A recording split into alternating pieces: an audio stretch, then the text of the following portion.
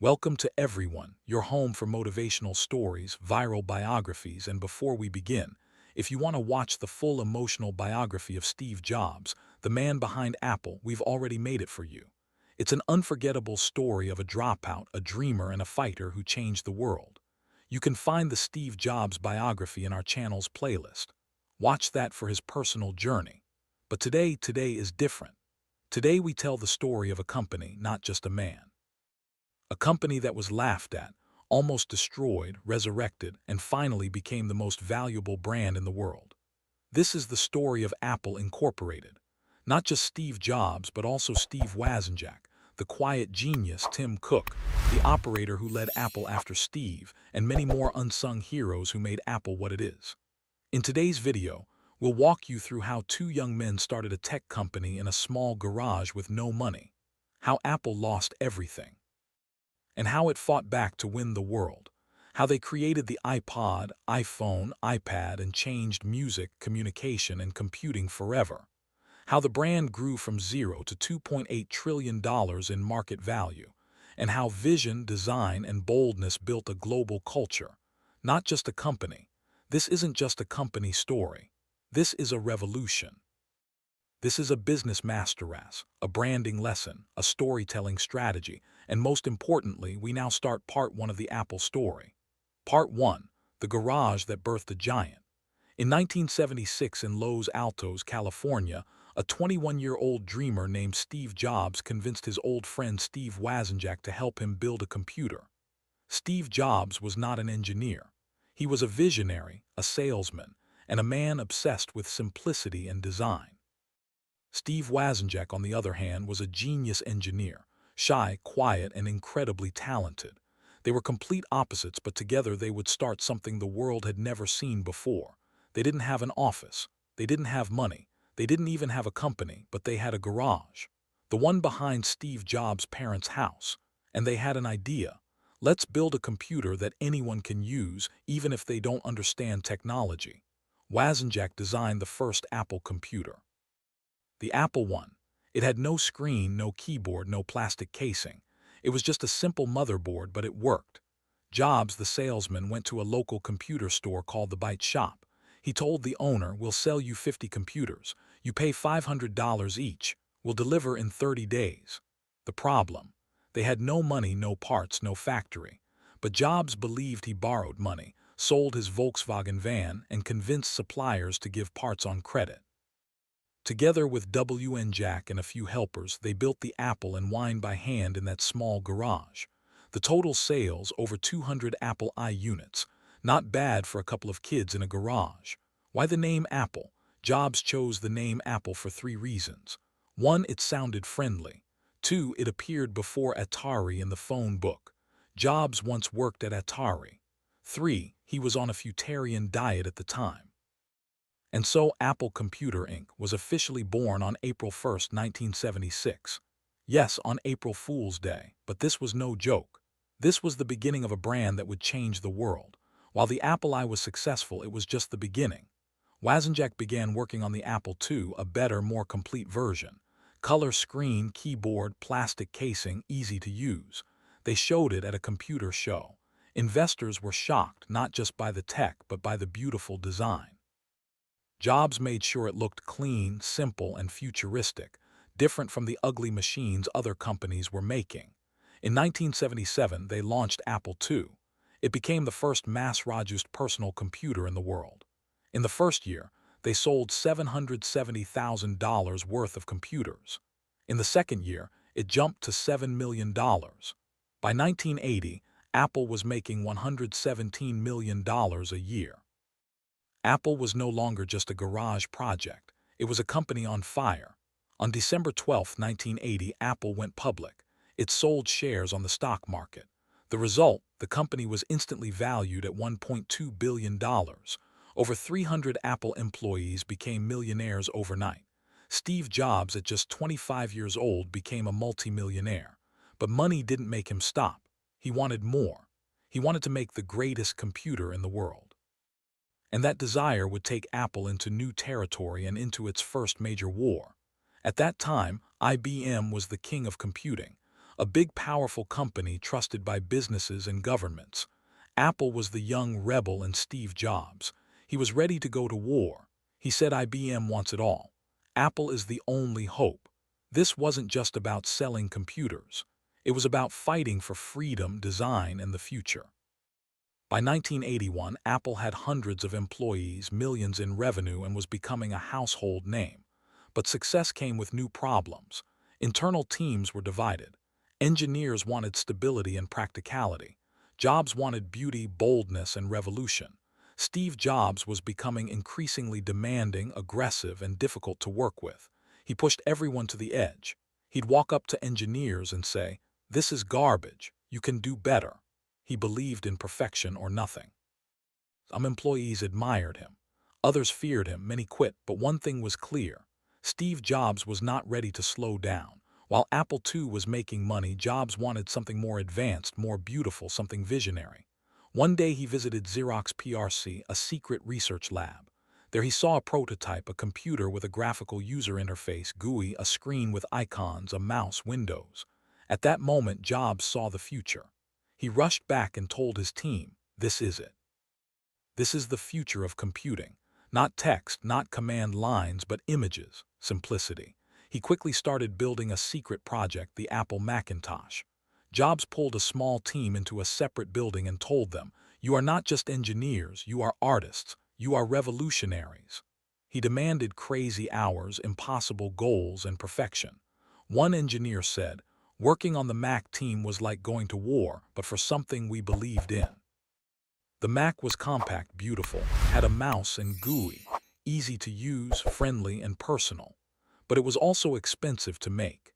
Each unit would cost around $2,500 to build and would sell for $2,495, almost $7,000 in today's money. The marketing had to be legendary. To introduce the Macintosh, Jobs partnered with ad agency Chad Day. They made a commercial, a short film directed by Ridley Scott, the same director of Blade Runner and Gladiator. The ad showed a gray dystopian world where people obey Big Brother. Then a woman runs in, throws a hammer, and destroys the screen. Tagline: "On January 24th, Apple Computer will introduce Macintosh, and you'll see why 1984 won't be like 1984. The ad aired only once during the 1984 Super Bowl, and it became legendary. People didn't just watch it, they talked about it. News channels played it. It got millions of dollars worth of free attention. Apple wasn't just selling a computer, they were selling a movement. On January 24th, 1984, Steve Jobs stood on a stage in a dark suit and launched the Apple Macintosh. He pulled it out of a bag. It spoke. "Hello, I'm Macintosh. It sure is great to get out of that bag." The audience cheered. People cried. It was magical. Apple sold 70,000 units in the first 4 months. But then the problems began. The Macintosh was slow. It had no hard drive, just a floppy disk. It had little memory. It was expensive. It crashed often, and businesses didn't like it. Meanwhile, IBM was dominating the market. And Microsoft, Jobs' new software partner, was secretly working on Windows. Sales dropped. Retailers started returning units. The board of Apple got nervous. Jobs had once hired a powerful CEO from Pepsi, John Scully, with the famous line, "Do you want to sell sugar water for the rest of your life, or do you want to come with me and change the world?" But now, Jobs and Scully were at war. Jobs wanted big risks, crazy ideas, total control. Scully wanted discipline, numbers, predictable business. Jobs would scream in meetings. He'd ignore budgets. He'd insult people.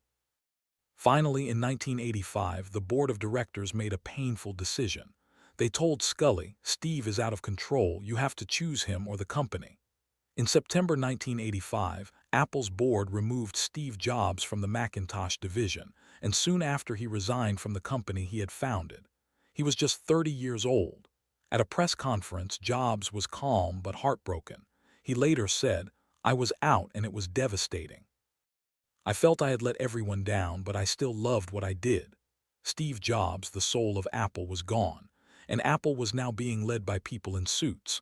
After Jobs left, Apple continued building computers, but the magic was missing. They released Macintosh 2, too expensive. Newton early iPad-like device a failure. Power Macintosh underwhelming. Competitors were rising. Microsoft launched Windows 3.1 and then Windows 95. Dell and HP were winning the personal computer market. Apple's market share fell. Their products became confusing, overpriced, and boring. By 1996, Apple was almost bankrupt. The company that once said, "Think different," had become just another tech company. They needed a miracle, and that miracle was the man they had once pushed out. Part 2, The Return of the King. Let's begin by understanding how bad things really were. From 1986 to 1996, Apple made mistake after mistake. They launched too many products. Each product had a different design, software, and accessories. There was no clear vision. Competitors like Microsoft, IBM, Dell, and HP were dominating. Apple's computers were expensive, slow, and incompatible with most software. By 1996, Apple's stock price was under $7 per share. They were losing $1 billion per year. At one point, Apple had only 90 days of cash left. People were writing Apple's obituary. Magazines printed headlines like, "Apple is dead." What went wrong with the world's most loved brand? Apple was surrounded by companies with more money, better products, and stronger teams. They needed help, fast. Back to Steve Jobs. After being fired, he didn't give up. He created a new company called Next, Inc. in 1985. Next focused on building high-performance workstations for universities and businesses. They were powerful, beautifully designed machines, but also very expensive, around $6,500 per unit, equal to $15,000 today. Sales were weak, but the operating system, Next Step, was way ahead of its time.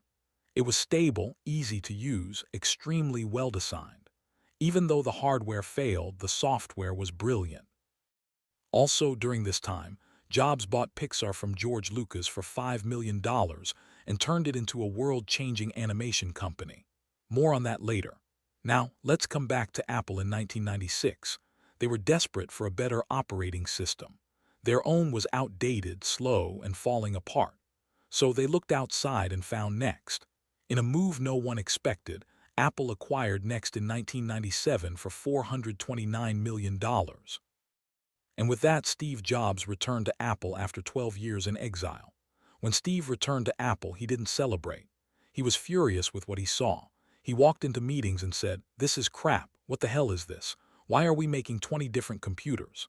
At that time, Apple had dozens of models. Perform 6200, Quadra 950, Macintosh LC 580, PowerBook Duo, Newton Message Pad, and more. Jobs was confused. He asked, "Can someone tell me which computer to buy?" No one could answer. He walked to a whiteboard and drew a simple 2x2 grid. "Consumer professional desktop laptop. That's it," he said. "We're cutting everything else. 4 products, that's all. Let's make them the best in the world." This simple moment changed Apple's future. The iMac, beautiful, fun, and blue. Steve wanted to make a computer that people would love, not just use but feel emotionally connected to. He teamed up with Johnny Ive, a quiet young British designer working at Apple. Together they designed the iMac, a computer that looked like nothing else. Transparent, colored like Bondi blue, rounded futuristic design, easy for beginners, all-in-one system, no floppy drive, which shocked people at the time. It was bold. It was beautiful. It was Apple reborn. Launched in August 1998, the iMac sold over 800,000 units in just 5 months. It brought in over $1 billion in revenue. Suddenly, Apple wasn't dying anymore. People were lining up to buy an Apple computer. For the first time in years, Jobs focused on less but better.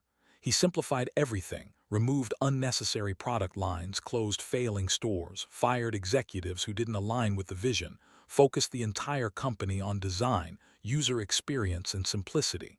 Even the Apple packaging changed. It became clean, white, and minimal. The Apple logo, which was once rainbow-colored, became monochrome, silver, or white. It looked more serious, more elegant. Apple wasn't just changing the way it built computers. It was changing the way it told stories. It was becoming an emotional brand, not just a tech company. In 1997, Apple was $1 billion in debt. By 1999, thanks to the iMac and the new leadership, Apple became profitable again. Apple's stock price went from $7 to $99 within 3 years. Its market cap increased from under $3 billion to over $10 billion. New products like the Power Mac G4, iBook, and Cinema Display started gaining attention. But more importantly, people started believing in Apple again. Jobs famously said, "We're not just selling computers. We're selling tools for the mind that can change the world." One of the most surprising moments in Apple's comeback was this. In 1997, Jobs went on stage and announced, "We are partnering with Microsoft." People gasped, some booed. Why? Because Microsoft had stolen Apple's GUI years earlier and created Windows. Steve Jobs and Bill Gates were seen as rivals, but Apple needed help. Microsoft invested $150 million in Apple to help it survive. With an agreement that Apple would support Microsoft Office on Mac, Jobs said, "We have to let go of the idea that for Apple to win, Microsoft has to lose." This humility and this strategic move bought Apple time. Time to rebuild, time to innovate. By the year 2000, Apple had a profitable business, a powerful new operating system based on Next, strong design language, a passionate user base, and most importantly, a fearless visionary back in control. But Apple wasn't finished. In fact, it hadn't even started the most important part yet. Apple was safe, but Jobs was not here to play it safe. By 2001, Apple had stabilized. The company was back in profit. New computers were selling well. The brand was cool again, but Steve Jobs wasn't interested in playing safe. He had something bigger in mind. He didn't want Apple to be just a computer company.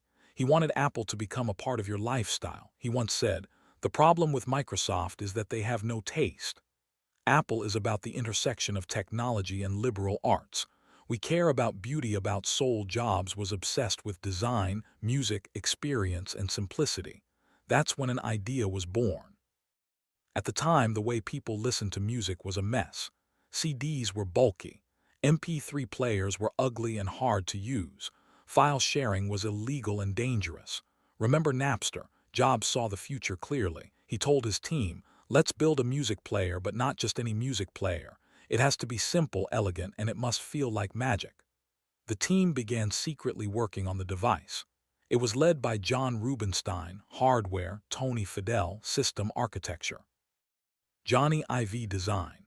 And in October 2001, they launched the very first iPod. It was small, size of a deck of cards, white and clean, had a click wheel, 5 GB of storage, and could hold 1,000 songs. Steve stood on stage and said just one sentence. "This amazing little device holds 1,000 songs and it fits right in your pocket." The world had never seen anything like it. The iPod was not just a product. It was a movement. People didn't just buy the iPod. They felt it. Apple's marketing was minimal, artistic, and cool. Remember the famous silhouette ads? Black figures dancing, white iPods and earphones popping against bright-colored backgrounds. No words, just music and emotion. It wasn't about features anymore. It was about feeling. Apple was no longer selling products. Apple was selling identity. The original iPod only worked with Mac computers. That meant 95% of Windows users couldn't use it. Sales were slow at first. Only around 125,000 units sold in the first few months. Jobs realized they were holding the product back. In 2003, Apple released iTunes for Windows. Now anyone, even if they didn't own a Mac, could buy and sync music using iTunes and own an iPod. Sales exploded. Let's look at the numbers. 2001 iPod launches. 2002, 600,000 units sold. 2003, 2 million units. 2004, 8 million. 2005, over 22 million iPods sold in 1 year. 2006, over 88 million iPods sold to date. That's not all. From 2001 to 2006, Apple's annual revenue grew from $5.4 billion to over $19 billion.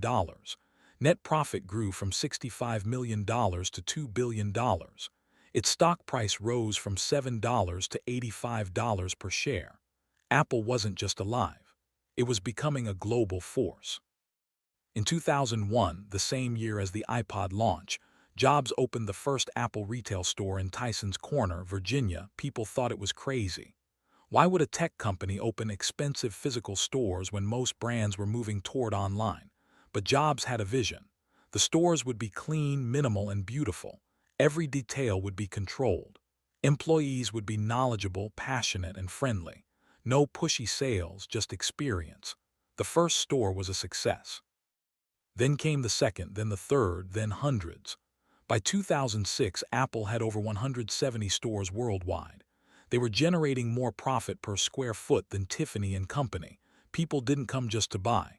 They came to experience the brand, to touch the future. While the iPod was leading the way, Apple didn't forget its roots.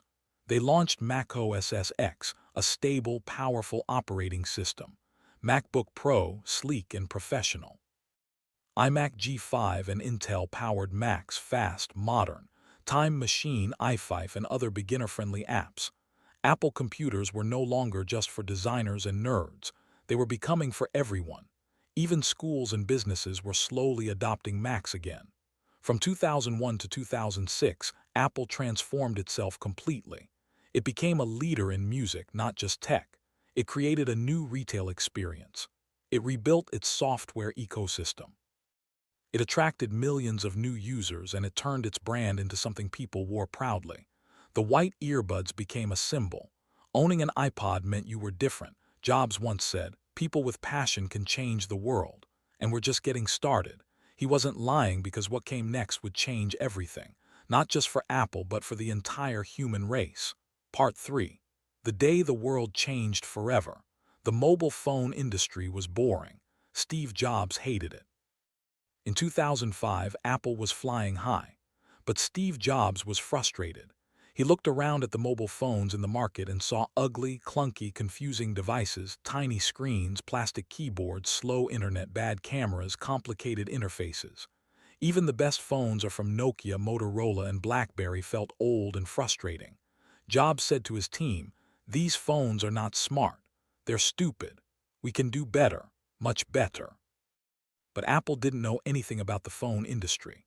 So they partnered with Motorola to create a phone called the Motorola RR, which included iTunes support. It was a disaster. Ugly design, slow syncing, could only store 100 songs, bad user experience, no magic. Jobs was embarrassed. He called it the wrong approach. And then he made a decision that would change the future of Apple and the world. Jobs gathered a small team of Apple's top engineers and designers. He told them, "We are going to build a phone, but not just a phone. We're going to reinvent the entire phone industry." The team was moved to a secret building inside Apple, nicknamed the Purple Dorm. It was completely hidden. Only select people were allowed inside. They worked for months and years in secret, day and night, with no sleep, no weekends, and extreme pressure. The mission was insane. A touchscreen phone with no physical keyboard. A phone that could play music, browse the internet, send emails, run apps, and make calls all in one. A phone that was beautiful, intuitive, and powerful, all inside a thin device that fits in your pocket. It was nearly impossible, but they did it. The world didn't know what was coming. On January 9, 2007, at the Mac World Conference, Steve Jobs stood on stage in his signature black turtleneck and jeans. He looked at the audience and said, "Today, we're introducing 3 revolutionary products: a widescreen iPod with touch controls, a revolutionary mobile phone, and a breakthrough internet communicator. Are you getting it? These are not 3 separate devices. This is one device, and we are calling it iPhone." The audience exploded with applause. People were shocked. The moment felt like science fiction had become reality. The first iPhone was not perfect, but it was light years ahead of everything else.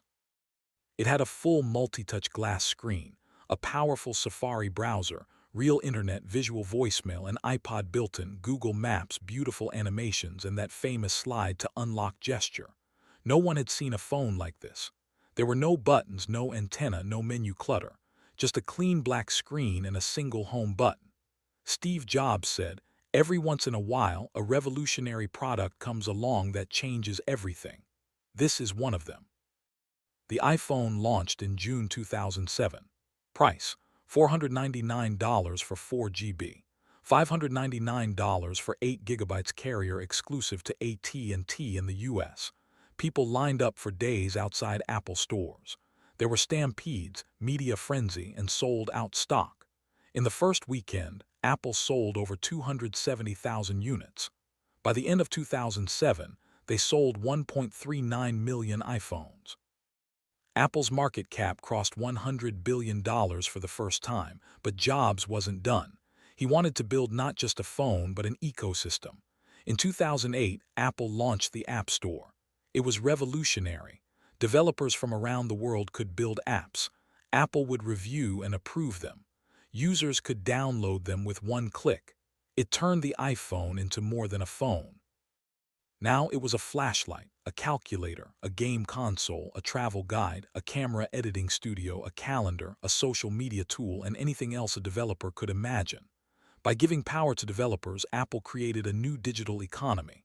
Apple took 30% of all app revenue and the App Store exploded. In the first year, 500 apps available, over 1 billion downloads. Apple earned hundreds of millions of dollars in revenue. This changed everything. Apple released a new iPhone every year, improving it each time. iPhone 3G 2008 added GPS plus App Store. iPhone 3GS 2009 faster, better camera. iPhone 4 2010 Retina display, FaceTime, new design. iPhone 4S 2011 introduced Siri, and it kept going. Each model sold tens of millions of units. Apple's profits skyrocketed. By 2010, iPhone sales crossed 40 million units per year. Revenue from iPhones alone crossed $25 billion per year. Apple was no longer a computer company. It was a consumer electronics superpower. Let's look at Apple's growth between 2006 to 2010. Annual revenue grew from $19 billion to $65 billion. Net profit grew from $2 billion to over $14 billion. Stock price went from $55 to over $300 per share. Market cap exploded from $50 billion to over $300 billion. Apple became the second most valuable company in the world behind ExxonMobil. iPhone alone accounted for more than 50% of Apple's total revenue by 2010. Jobs had done it. He had taken Apple from a near-dead company to the most powerful force in tech. The world didn't know. Steve was sick again. During this explosion, something dark was happening behind the scenes. Steve Jobs had battled pancreatic cancer in 2003. He had surgery and returned, but the illness had never completely gone away. In 2008 to 2009, Jobs took a leave of absence due to health reasons. Rumors spread. Apple's stock fell every time he appeared too thin in public, but Jobs kept working. He kept pushing. He refused to stop because he knew the next invention was coming and it would change the world again. Even while battling cancer, Steve Jobs had one more dream. He believed there was a missing device between a smartphone and a laptop. People laughed when he told them. They said, "No one wants a big iPhone, it's just a toy." Tablets already exist, and they failed. But Jobs saw the future differently. He believed this is not just a big phone, it's a new category. His team worked in complete secrecy. Every detail was considered. Weight, battery life, display sharpness, the magical feeling of swiping with one finger. And in January 2010, Steve Jobs walked on stage once again. He was thin, weak, and pale, but his eyes were still on fire. He sat down in a chair and said, "iPad is our most advanced technology and a magical and revolutionary device. It's unbelievable." And then he demonstrated it. The iPad, people laughed, then they lined up. At first, critics mocked it. "It's just a big iPhone. There's no keyboard. It's useless. Who needs this?" But when people used it, everything changed. It was fast, beautiful, easy, light, and magical. You could read, watch, play, draw, write, and work all with your fingers. In the first 80 days, Apple sold 3 million iPads. By the end of 2010, they sold over 15 million. Revenue from iPad crossed $9 billion in just 9 months. This was bigger than most tech companies' entire business. The iPad proved something. Apple wasn't following the world. Apple was leading it. Steve Jobs' philosophy, real artists ship. Even while fighting cancer, Steve was involved in every detail. He would sit with the design team, the packaging team, the product team, even the Apple Store layout. He once told the team, "Design is not just what it looks like. Design is how it works. We don't ship junk." People think focus means saying yes, but it really means saying no to 1,000 things. He believed in perfection, simplicity, and magic, but also in speed. He often said, "Real artists ship," which meant a great idea means nothing unless you can deliver it. This became the DNA of Apple. By mid-2011, Apple was unstoppable. iPhone sales over 72 million per year. iPad sales over 32 million per year. Mac sales steadily increasing again. App Store over 15 billion downloads. Annual revenue 108 billion. Annual profit $25 billion. Stock price $390 per share. Market cap over $350 billion. In August 2011, Apple briefly passed ExxonMobil to become the most valuable company on Earth. A company that was once 90 days from bankruptcy was now #1 in the world. By late 2010, Steve Jobs was visibly weaker. He had lost a lot of weight. His voice was quieter. He moved slowly. He had already taken 2 medical leaves in the past. In January 2011, he announced another one. This time, he didn't come back fully. Still, he appeared for one final product launch in March 2011, the iPad 2, and then he disappeared from public view. Inside Apple, people knew Steve was preparing for the end. He spent his last months with his wife Lauren, his children, his close team, and in his garden reflecting. On August 24, 2011, Steve Jobs sent a short letter to the Apple board. He wrote, "I have always said if there ever came a day when I could no longer meet my duties and expectations as Apple's CEO, I would be the first to let you know. Unfortunately, that day has come." He resigned as CEO. The board appointed Tim Cook, a quiet, disciplined operations expert who had worked by Steve's side for years. Steve became chairman of the board, but the world knew this was goodbye. On the evening of October 5, 2011, Apple released a press statement. "We are deeply saddened to announce that Steve Jobs passed away today.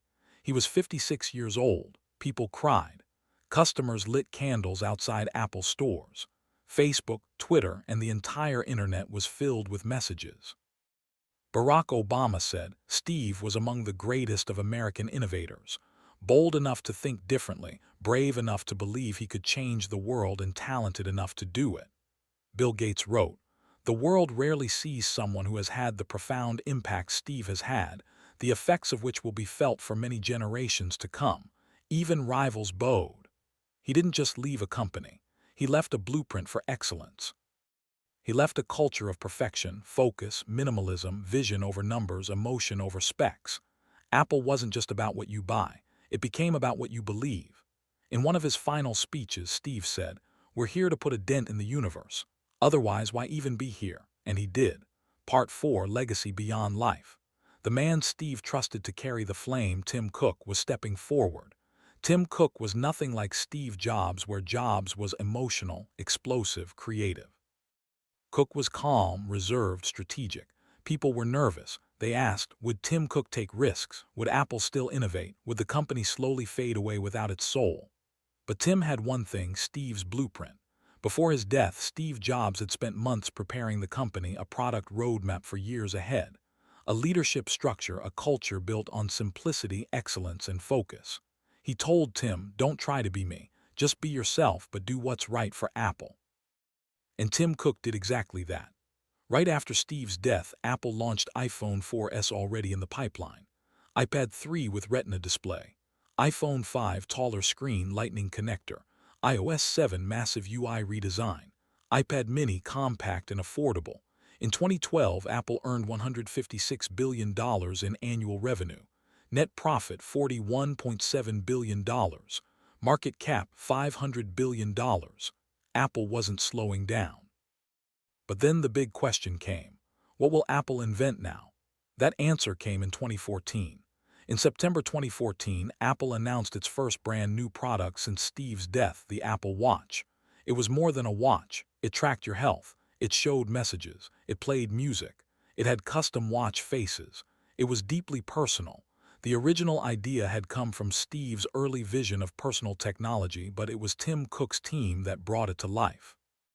In 2015, the Apple Watch launched. Critics were skeptical, but by 2020 it had become the #1 best-selling watch in the world, beating even Rolex and Casio. A computer company now made the world's most popular timepiece. In 2016, Apple removed the headphone jack from the iPhone 7. People were furious. Where will I plug in my headphones? This is greedy. This is arrogant, but Apple had a plan. AirPods. Wireless, tiny, simple, with no buttons, just intelligent sensing and seamless connection. At first, people mocked them. You look like toothbrushes in your ears. You'll lose them. Then people tried them and the world changed. AirPods became a cultural symbol of coolness, simplicity, and status. In 2022, Apple made over $15 billion from AirPods alone. That's more than the entire annual revenue of Spotify. Since 2006, Apple computers had used Intel processors, but Apple was tired of depending on another company. In 2020, Apple announced it would make its own chips, starting with the M1 chip. This was a huge risk. What if performance dropped? What if software broke? What if users didn't adopt? But the M1 MacBooks were a triumph. Faster than any other laptop. Longer battery life, cooler and quieter, seamless app performance. Critics said this is the biggest jump in computer performance in over a decade. Apple proved again that it could reinvent its own products without Steve. Let's look at the unbelievable growth after Steve Jobs. Year revenue, USD net profit, USD market cap, USD 2011 $108 billion, 25 bill 350 billion 2015, 233 billion 53, bill 700 billion 2018. 265 billion 59 billion 1 trillion 22,274 4 billion 57 billion 2 trillion 222 dollars 394 billion dollars 99.8 billion dollars 2.9 trillion 2023 dollars 383 billion dollars 97 billion dollars over 3 trillion dollars. In 2023, Apple became the first company in human history to cross $3 trillion in market value. That means Apple was worth more than Tesla plus Amazon plus Facebook plus Netflix plus Coca-Cola plus McDonald's plus Nike combined. And it started in a garage. Today, Apple is not just a brand, it's a global lifestyle. People wake up and check their iPhone, track their health with their Apple Watch, listen to music with their AirPods, work and create on their MacBook, watch shows on Apple TV plus pay with Apple Pay. Back up everything to iCloud. Apple is now a part of your home, your body, your mind, and your wallet. Tim Cook doesn't shout. He doesn't seek attention. He doesn't do dramatic speeches. But what he did was transform Apple from a product company into an empire. Under Tim Cook, Apple became more global, more inclusive, more environmentally focused, and more financially powerful than ever. He proved that discipline and vision can exist together. Even though he didn't invent the iPhone, he scaled it to reach every corner of Earth. Let's remember what makes this story the greatest of all time. Started in a garage, almost went bankrupt, founder was fired, made a comeback, invented products that changed the world, lost its visionary, still rose to become the most valuable company on Earth.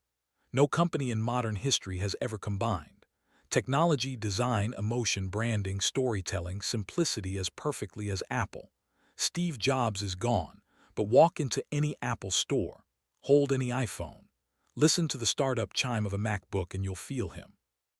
He's there in the curves, the colors, the silence, the power, the simplicity. He once said, "The people who are crazy enough to think they can change the world are the ones who do." He believed it, he proved it, and he left behind a company that will inspire generations forever. This was the complete, detailed, emotional, and powerful four-part story of Apple Inc., from garage to $3 trillion, from rebellion to revolution, from Steve Jobs to the world. 8 powerful lessons from Apple. 1. Simplicity wins in a complicated world. Apple's greatest weapon is not complexity, it's simplicity. One button, one color, one clean page. From the iPhone to the Apple Watch to their website, Apple teaches us people don't want more features. They want less confusion. Lesson: make your work, message, and life simpler, and people will understand, remember, and love you more. 2. Consistency builds trust. Apple releases a new iPhone every year, a new iOS, new updates on time, polished, familiar. They never disappear. They never stop showing up. Lesson: if you want to build a strong brand and or a strong life, show up consistently over and over again. Let people trust you. 3. Emotion is more powerful than features. Apple never says we have 4 GB RAM. We use 16 core chips. They say it just works. Think different. 1,000 songs in your pocket. Lesson: whether you're building a business or telling your story, speak to emotion, not specs. People remember how you make them feel, not what you say. 4. Never be afraid to kill your own products. Apple killed the iPod, the headphone jack, the CD drive, Intel chips. Even if something worked yesterday, Apple asks, is this still good enough for tomorrow? Lesson: don't hold on to what's safe. If you want to grow, be brave enough to destroy the old version of yourself. 5. Don't do everything. Just do one thing perfectly. While other companies make fridges, TVs, printers, and even toasters, Apple focuses on phones, computers, headphones, watches, and they make each one beautiful, powerful, and unforgettable. Lesson: you don't have to do everything. Just do one thing, but do it so well that no one else can compete. 6. Control the entire experience. Apple controls the hardware, the software, the store, the charger, even the unboxing experience. Because of that, customers feel everything is smooth and premium. Lesson: don't just create a product. Create a total experience from first impression to final goodbye. 7. Protect the brand at all costs. Apple never puts its logo on cheap products, never discounts heavily, never lowers quality to chase competitors. They protect the brand like it's sacred. Lesson: your name, your work, your values, they are your brand. Don't sell them for short-term gain. Protect your reputation. 8. Start small, dream big, deliver boldly. Apple started in a garage with no money. They made one computer, then they changed the world. Lesson: you don't need to be big to begin. You just need to begin and then never stop. Apple was never just a company. It was an idea that beauty, simplicity, and courage can change everything. It showed the world that you can start in a garage and rise to $3 trillion, that you can fall, be fired, fail, and still rise again. That you don't need to do everything, just the right thing, the best way. And that if you dare to think different, you can change the world. To every dreamer watching this, you don't need 100 ideas, just one powerful one. You don't need to be perfect. Just be brave. And you don't need permission. Just start. Because in the end, the most powerful thing Apple ever created was not the iPhone, not the Mac, not the watch. It was belief. Belief in bold ideas, belief in beautiful design, belief in people like you. So never stop believing. If this story inspired you, don't forget to like, share, and subscribe to our channel. One video at a time. Hit the bell icon so you never miss what's coming next. Thank you for watching.